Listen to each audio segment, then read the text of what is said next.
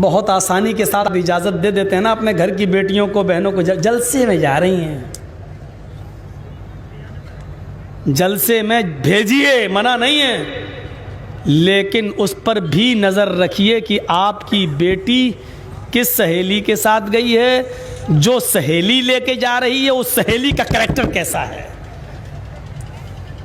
ورنہ سہیلیاں آپس میں صلاح کر لیتی ہے، تو میرے گھر جانا، میں تیرے گھر جاؤں گی، دونوں گھر والوں کو یہ ہوگا کہ ہاں سہیلی کے ساتھ گئی، اور باہر نکلنے کے بعد وہ اپنے سہیلا کے ساتھ چلی جاتی ہے یا اپنے سہیلا کے ساتھ چلی جاتی ہے، اور دونوں گھر سے سیٹنگ کر کے آتی ہے، اور گھر والے سمجھتے ہیں کہ میری بیٹی تو سہیلی کے ساتھ گئی ہے۔ اب کچھ ہوں گی آگ بگولا ہو رہی ہوں گی، مولوی راستہ بند کر رہا ہوں، خون کھول رہا ہوگا ان کا، کھولے تمہارا خون۔ ہمارے جلسوں میں پکڑی جا رہی ہیں، ہم کیسے کہہ دیں کہ تم مریم کی طرح پاک دامن ہو؟ جب حضرت زکریا مریم سے پوچھتے ہیں انا لک ھذا، وہ مریم جن کی پاک دامنی کی گواہی اللہ نے دی ہے، جب ان کے پاس بے موسم پھل مسجد کی محراب کے اندر دیکھے تو زکریا نے پوچھا مریم یہ پھل تیرے پاس کہاں سے آیا؟ بے موسم، آم کا موسم نہیں آم دیکھ رہا ہوں، لیچی کا موسم نہیں لیچی دیکھ رہا ہوں، سیب کا موسم نہیں یہ سیب تیرے پاس کہاں سے آیا؟ جواب دے۔ قالت ہوا من عند اللہ، اللہ کی نیک بندی تھی، اللہ والا جواب دیتی ہے، میرے سرپرست، میرے کفیل، مجھے پرورش کرنے والے، مجھے پالنے والے، اے زکریا مجھ پر شک نہ کرو، میں غلط نہیں ہوں، یہ کوئی بوائے فرینڈ لے کر نہیں آ رہا ہے، یہ تحفہ، یہ پھل فروٹ کوئی لڑکے نے ہمیں نہیں دیے ہیں، ہوا من عند اللہ، یہ ساری نعمتیں مجھے اللہ کی طرف سے مل رہی ہیں، کوئی لے کر نہیں آیا۔ جب حضرت مریم سے سوال کیا جا سکتا ہے تو میری قوم کے لوگوں، جلسے میں سننے آنے والوں، کیا آپ کی بیٹیاں مریم سے زیادہ پاک دامن ہیں؟ کیا آپ ان سے نہیں پوچھ سکتے یہ تیرے موبائل میں یہ نمبر کس کا ہے؟ اتنے لوگوں کی کال، مس کال پڑی ہوئی ہے، یہ کہاں سے آئی؟ یہ واٹس ایپ نمبر کس کا ہے؟ رات کے 12 1 1 2 بجے تک تم لحاف کے اندر گھس کر موبائل چلاتی ہو، یہ واٹس ایپ پر کس سے بات کرتی ہو؟ یہ فیس بک کی آئی ڈی تمہیں بنانے کی ضرورت کیوں پیش آئی؟ یہ میسنجر تم کیوں چلاتی ہو؟ واٹس ایپ بنانے کی ضرورت تمہیں کیوں پیش آئی؟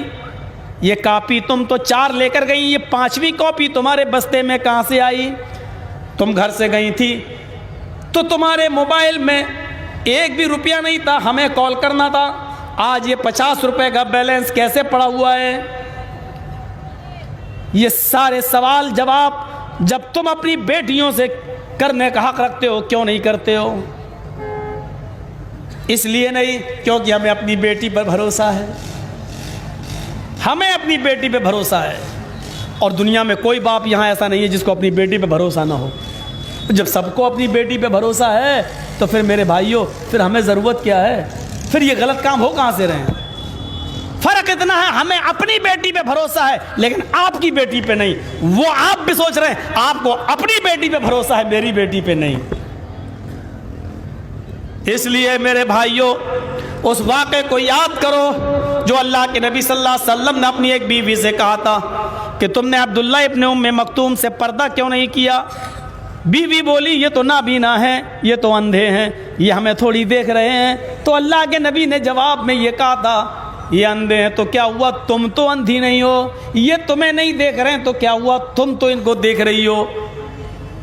یعنی ضروری نہیں کہ ہمیشہ آدمی کا دل عورت پہ آئے، عورت کا دل بھی کسی نہ کسی مرد پہ آ سکتا ہے، اندھائی کیوں نہ ہو اس کو بھی وہ اپنے لاگ لپیٹ میں لے سکتی ہے۔ میرے پیارے ساتھیوں، اس لیے جب نبی اکرم اپنی بیوی سے یہ حساب کتاب کر سکتے ہیں اور یہ بات کہہ سکتے ہیں تو نبی کی بیوی اور بیٹیوں سے بڑھ کر ہمارے لیے کون نمونہ ہو سکتا ہے؟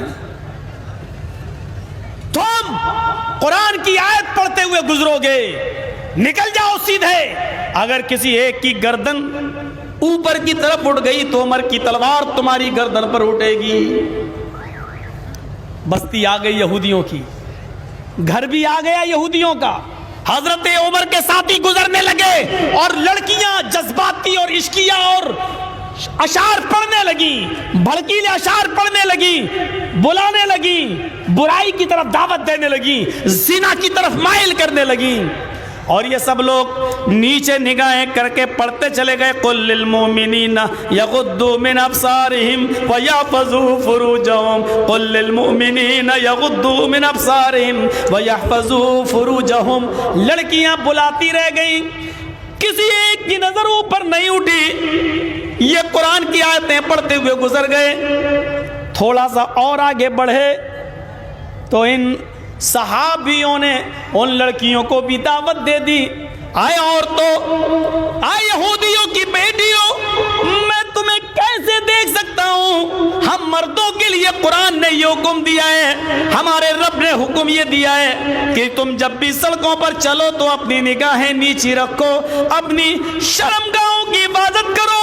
تمہاری سریلی آواز، تمہارے بھڑکیلے اشعار، تمہارے جذباتی شاعری، تمہارے گندے گندے جملے جو مجھے آکرشت کر سکتے ہیں، لیکن قرآن کریم کی دعوت کو میں نہیں ٹھکرا سکتا۔ میرے رب نے مجھے نگاہیں نیچی کر کے چلنے کا حکم دیا ہے، ہم اپنے قرآن، اپنے رب کی نافرمانی نہیں کر سکتے ہیں۔ اور جیسے ہی تھوڑا آگے بڑھے کہتے ہیں، آئے یہودیوں کی بیٹیوں، ہمارا قرآن تو عورتوں کے لیے بھی حکم نافذ کرتا ہے، قل للمؤمنات یغضضن من ابصارہن ویحفظن فروجہن ولا یبدین زینتہن۔ اے عورتوں، تم بھی اپنی نگاہیں نیچی رکھا کرو، تم بھی اپنی شرمگاہوں کی حفاظت کرو، اور اپنے بناؤ سنگار، لپسٹک، کریم پاؤڈر، سرخی، زیب و زینت کو، اپنے بناؤ سنگار کو، زیب و زینت کو غیر مردوں کے سامنے ظاہر مت کرو۔ اے یہودیوں کی بیٹیوں، اگر تم بھی اس مشورے پر عمل کر لو تو تمہاری عزت و آبرو کی حفاظت ہوگی اور کوئی بھی تمہارے جسموں تک نہیں پہنچ سکتا۔ یہ کہتے ہوئے آگے بڑھ رہے ہیں۔ لڑکیوں نے جب یہ سنا، ہماری عزت کی حفاظت کرتے ہوئے یہ لوگ چلے گئے، ہماری طرف نظریں اٹھا کر بھی نہیں دیکھی۔ ہمارے ماں باپ تو ہمیں دلدل میں جھونک چکے تھے، وہ تو ہم سے گندا کام تک کروانے کے لیے تیار ہو چکے تھے، لیکن یہ محمد کے ساتھی، عمر کے فرما بردار، یہ لوگ ہماری عزت و آبرو سے نہیں کھیلے۔ یہی وہ لوگ ہیں جن کے پاس اگر میں چلی جاؤں تو یہ ہماری عزت و آبرو کی حفاظت کریں گے۔ انہوں نے اپنی چادریں اٹھائیں، انہوں نے اپنے جسموں پر اپنی چادریں ڈالی اور گھروں کی چھتوں سے نیچے آ گئیں، اور جیسے ہی نیچے آئیں چیخ کر کہنے لگی، او عمر کے ساتھیو، مجھے بھی اپنے ساتھ لیتے چلو۔